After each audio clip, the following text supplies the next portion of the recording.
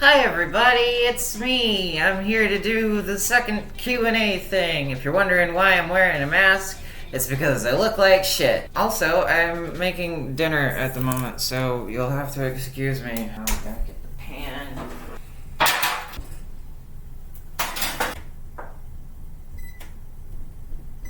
Okay.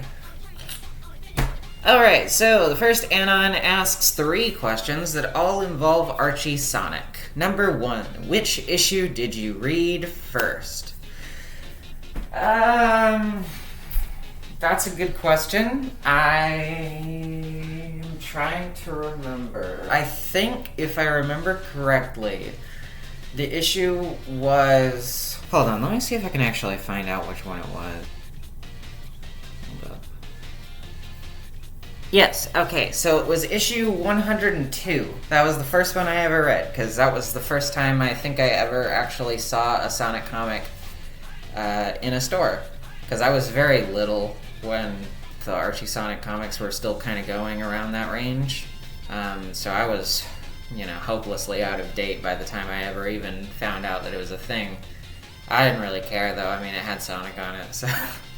I think I actually saw that in a Publix, like in a Publix grocery store, and it was like on the little like magazine comics rack, and that's where I used to get them when I was a kid. That was interesting. I don't actually remember that much about the first issue that I picked up, but Second question is, what do you think is the most interesting bit of world building the Archie Sonic series did, pre or post reboot? That's an interesting question, because a lot of the world building in Archie Sonic was done by Ken Penders, and we all know how I feel about Mr. Penders. I actually really like the arc where everything is rebooted from the previous timeline, and that's not just because, Ken Penders' characters got deleted, basically. I actually like the way that it was handled right in the aftermath of that, where they have, the whole thing where Nicole is sort of, giving everybody back their memories when they touch the little console thing, and then they're having, these memories of a past life, and they're like, holy shit, I don't even know how to deal with this right now. It's pretty interesting stuff. It presents, some pretty organic drama, and I know that it doesn't, go on forever, where, the characters keep on bringing up the, we used to live an entirely different life in a different world, kind of thing. Because, really, it was just an excuse to restart the status quo to an extent. But, still, I liked the emotional sort of through line throughout that, where it was they actually cared about what was happening, and you could see it on their faces and their behavior and stuff. Particularly the one part where, Bunny gets her memories back, and she just, completely collapses into Antoine's arms, and she cries. It's a really good moment, but it's so sad. It made me weep.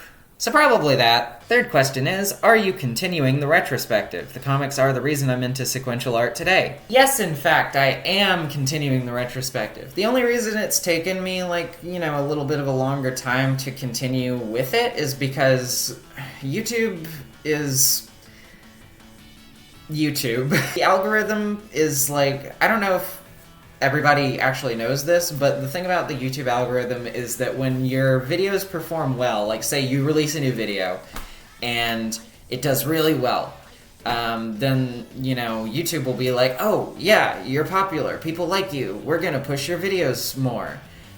Whereas if you upload a video that statistically none of your viewers are watching, obviously then you're much less prioritized in the grand scheme of things. So the thing about my Archie Sonic series is that I'm already dedicated to it. I'm gonna do it, no matter how long it takes for me to do.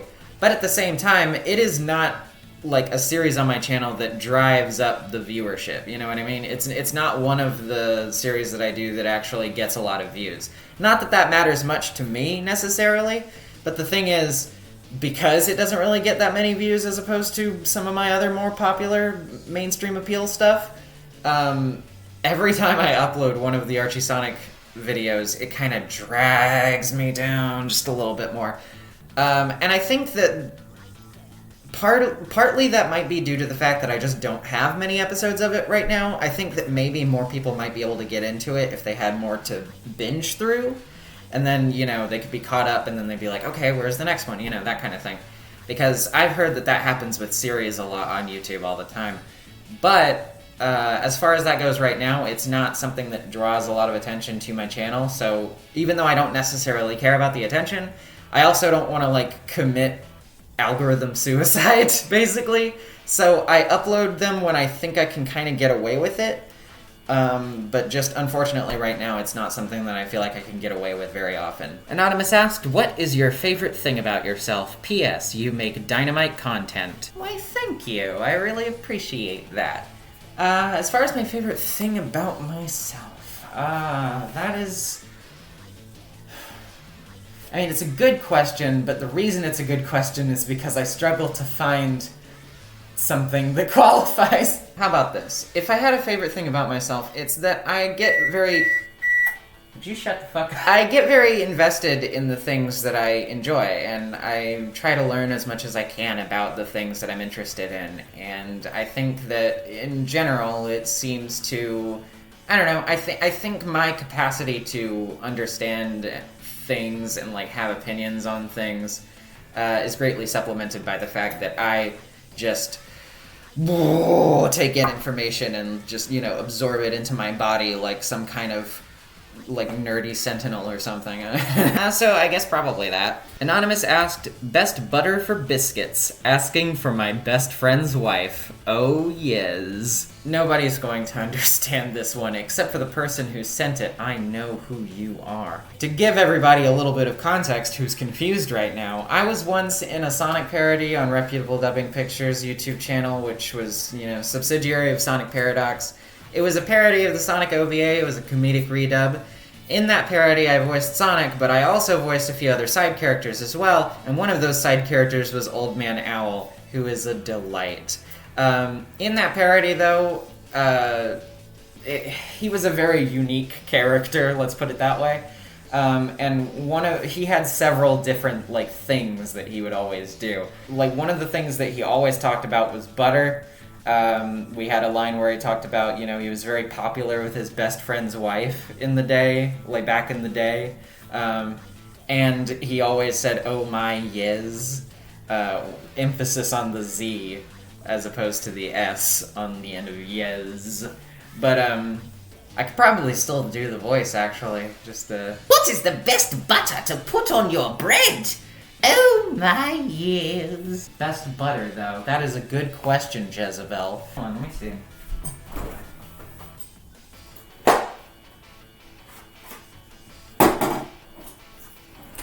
So, really what you want to get is the Great Value Sweet Cream Butter Salted.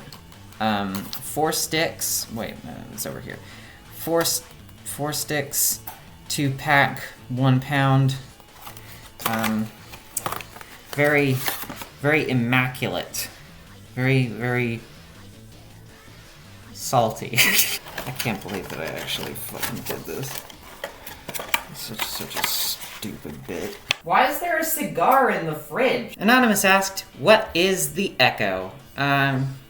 Sorry, it's probably the kitchen. It's kind of an open area. Anonymous asked, is there anything you've never done you would like to do someday? I mean... yes? Make a lot of money! I'd really like to make a platform game, I think. I don't really know the first thing about game development, though, so that's, like, completely out of my wheelhouse as far as I know. But, I mean, if I ever got the opportunity to work on something like that, I'd love to do it, because I actually have a pretty cool platform game concept in my brain, and, I don't know, maybe it'll happen someday. Who knows, you know. Everything can change with one phone call / email / tweet. What is your favorite 2D Sonic game? 3D? Favorite 2D Sonic games? Probably, I don't know. It's a hard tie between Sonic 3 and Knuckles and Sonic Mania. Sonic 3 and Knuckles, in general, I just think, you know, is a little bit bigger and it has more original locales than Mania does, but at the same time, Mania is just, it's just... mwah, perfect. It's so good, and it feels better to control for me than 3 and K2.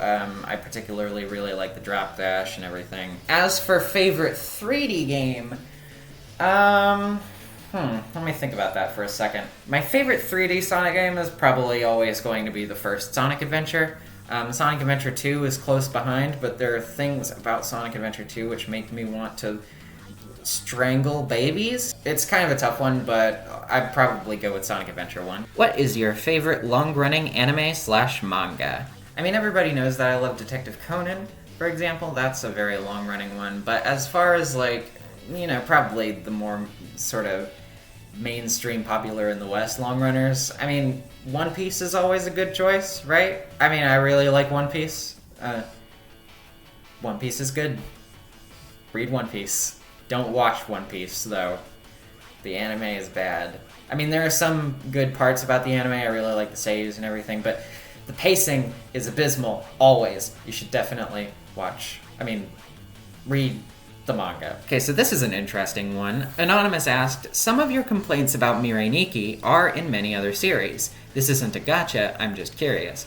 What do you feel the difference between something like Mirai Nikki and something else featuring some of those things is? So I assume that this is in reference to some of the complaints that I had with the fan service and like the creepy stuff in that show. I assume anyway, because most of the complaints were kind of specific to that show. But that is something that, you know, appears in a lot of other anime and manga because, I mean, duh, it's common. I've actually had some people ask me sort of about this before. I had somebody leave like a really rude comment that was like, you said you like Kill la Kill, but also you said Mirai Nikki was creepy. You're a hypocrite. I mean, I get where they're coming from when they say something like that, but here's kind of my thought process behind that. Mirai Nikki had this creepy stuff that I thought was handled really poorly and I didn't like. But at the same time, I also just didn't like practically anything about it. Like, there were just everything about that show was just completely abysmal. To me, anyway, just in my opinion. So, when it comes to something like that, obviously, you know, I have complaints about it either way, even if it's in something that I like. Like, again, for example, Kill la Kill. I love Kill la Kill. I think it's a great show. That isn't to say that the things that I think are questionable about it are necessarily good now. Like, those things are still, don't really care for them that much. But I still think that the overall quality of the cumulative experience makes up for the fact that some of its parts aren't necessarily as good. You know what I mean? Whereas with Mirai Nikki, it didn't really have that benefit, because even if it didn't have creepy fan service and weird stuff that I thought was fucking gross, I still would have hated everything else about it that I already hated, which would have been more than enough for me to hate the show overall, so... You know what I mean? It's about the cumulative experience. Mirai Nikki, I just fucking hated it, period, so therefore... more to criticize, really. For something like Kill la Kill, which definitely has problems, I will grant you. I'm definitely not denying or defending those problems. But there are enough things about it, like the music, the animation, the story, and the characterization, that I enjoyed enough that makes the experience still worth it to me, despite its flaws. So that's, for me, that's what kind of makes the difference. Nowadays, people are a little bit too, like, how do I put this? They feel like if they have something to criticize about a piece of media, that, like, all of it is bad. Whereas, you know, like, if you enjoy a piece of media, then that must automatically mean you love everything about it. There's nothing that you don't like about it. And I just don't find that very true. I think we should be able to criticize and complain about the things that we don't like in a piece of media that we do like, you know? Like, for example... I still have a soft spot for Harry Potter after all of these years. There are definitely things about it that I don't like, though, and I definitely don't like JKR, because, oh god, just... JKR. But that doesn't mean that I don't like the things that I do like about that series, you know what I mean? So it's all just about cumulative experience, and it's about what you think constitutes too much, and what you're willing to kind of let slide, even though you don't really like it that much, because you like all the other stuff enough to sort of counterbalance that. So it's just, I guess at the end of the day, it's kind of a personal thing, but that's my take on it anyway. Anonymous asked, have you ever seen Star Wars? Thoughts? This is gonna be maybe a controversial answer, but if you can believe it, I've never actually seen Star Wars before. I mean, I've seen a Star Wars movie. Like, I think I saw The Force Awakens in theaters, but that was just because my parents wanted to go see it, and I was dragged along with them. And I mean, you know, I enjoyed it fairly enough. I mean, it was fine. I didn't really have that much to say about it, but, you know, it was fun. As for the classic Star Wars movies, though, no, I've never seen them. I've never really seen the prequels either. I think I might have actually seen a couple of the prequels when I was, like, a little kid, but it was like, you know, my brain was so tiny at that point that I don't remember any of it. So, but yeah, so the original Star Wars movies, never seen them. I do want to, at some point, I do want to see them because obviously they're like a staple of cinematic history, and obviously that is something that, you know, everybody should probably cross off their bucket list at some point. My only hindrance on that is, like, number one, to be honest, I'm just not really that interested in Star Wars. Like, it doesn't seem like it's my thing, necessarily. I don't think it looks bad or anything. It's just not typically the type of thing that I gravitate towards. But secondly, I always hear so much about how, you know, the original Star Wars movies and re-releases have been totally mucked up by, like, you know, George Lucas going back and, like, adding a bunch of CGI crap. And it's just, you know, it's not... I like to see the original version of a film if I'm gonna watch it. I don't want to see all the, like, revisionist CGI elephants running through the camera bullshit. You know what I mean? So if I were to watch the original Star Wars movies, I'd want to see the original theatrical cuts, and to what I understand, it might actually be a little bit difficult to come across those.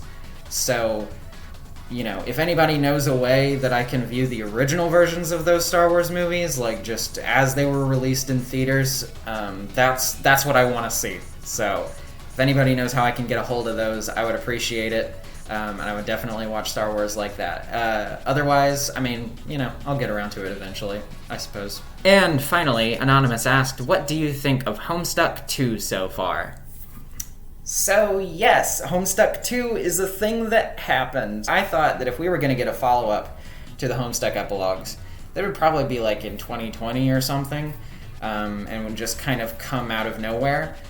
And it did kind of come out of nowhere, but I didn't expect it to be this soon. As for my thoughts on it so far, I think that I'm really enjoying the idea behind, like, the mixed media kind of, like, now we're taking all the things that were in the original Homestuck and we're also adding the prose shit that was in the epilogues, and we're kind of changing it up and also making you more aware of the narrative stylings as explored in the epilogues. And I also really love the idea that it's mostly outlined by Hussey, but being penned by mostly, like, fans that take it in their own derivative directions and stuff. I think that's a really cool idea, and honestly, I think it's a natural extension of what made Homestuck so blisteringly confusing and very wonderful to read in the first place. Obviously, Homestuck is one of those things that I have my fair share of problems with as well. Some people are really, like, you know, they don't want to hear anything about Homestuck anymore, and I get that. I mean, you know, I totally get that. I totally understand why. But at the same time, as far as I'm concerned, though, from what I've read so far of it, Homestuck 2 has been pretty enjoyable so far, and I look forward to seeing where it goes and, you know, what ends up happening throughout it, and I'm definitely interested to see if it creates as much of an impact on the internet as the initial Homestuck did in terms of inspiring different multimedia projects and stories and stuff. Because there are so many things out there that I can almost guarantee would never have existed if Homestuck didn't come to prominency. Stuff like, you know, Ava's Demon and Undertale and stuff like that. So, you know, I don't know. I'm just kind of excited to see where it goes and see what doors it opens up. And that's my thoughts on that. Also, Pester Quest looks pretty good. I haven't played any of it, and I haven't actually even played any of Friend Sim other than, like, the first volume, like a long time ago. But maybe I'll get around to that sometime as well. Alright, so that should be the last of it. My food's gonna be ready in about 5 minutes. Hell yeah, we made good time. So, of course, as always, you can leave more questions for me in my Curious Cat down below, and maybe they'll get answered in the next one. And my next video should be coming before the end of the year, hopefully. It's going to be a lot of work, but I'm trying to get through it. I already got some of the work done, so wish me luck. Also, my Patreon and all that bullshit's below. You know, here's patrons, and I have other videos you can watch if you want, I guess. I mean, if you want to. Just please let me out of here. The YouTube box is lonely.